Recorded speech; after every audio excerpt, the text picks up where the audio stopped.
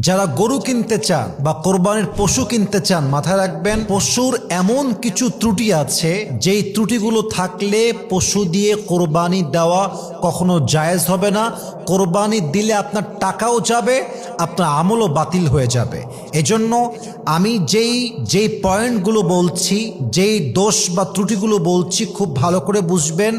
এই ত্রুটির মাঝে একটা ত্রুটি থাকলেও আপনার কোরবানি কখনো জায়েজ হবে না। এক নাম্বার, আল আওরা, এমন পশু ক্রয় করা যে পশু চোখ দিয়ে দেখতে পায় না, অর্থাৎ তার চোখের দৃষ্টি প্রায় অন্ধের মতো, অথবা তার একটা চোখ একদম অন্ধ, সে দেখতে পায় না, তার চোখের দৃষ্টিতে স্পষ্ট সমস্যা আছে, অর্থাৎ তার এক চোখ অন্ধ অথবা সে প্রায় অন্ধের মতো। এক নাম্বার।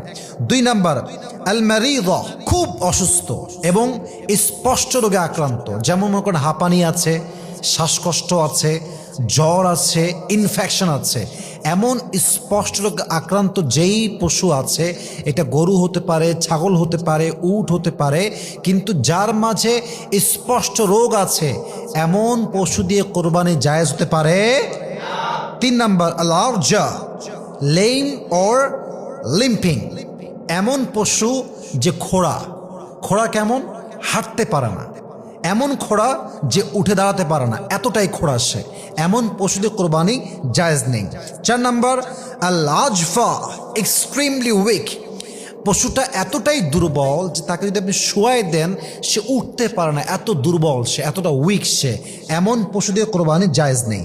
পাঁচ নাম্বার, আল মুকাবালা, ইয়ার স্লিট ফ্রম ফ্রন্ট, অর্থাৎ এমন কোনো পশু যে পশুর কানের সামনের দিকটা কাটা অথবা ছেঁড়া। আই রিপিট এগেন, আমি আবারও বলছি, এমন পশু যে পশুর কানের সামনের দিকটা ছেঁড়া বা কাটা। পাঁচ নাম্বার গেল এটা। ছয় নাম্বার হচ্ছে আল মুদাবারা, এয়ার স্লিট ফ্রম ব্যাক, অর্থাৎ এমন পশু যেই পশুর কানের পেছন দিক কাটা বা ছেঁড়া, তার কানের হয় সামনের দিক কাটা বা ছেঁড়া অথবা পেছনের দিক কাটা বা ছেঁড়া, এই ত্রুটি যে পশুর মাঝে আছে এই পশু দিয়ে কোরবানি জায়েজ হবে না।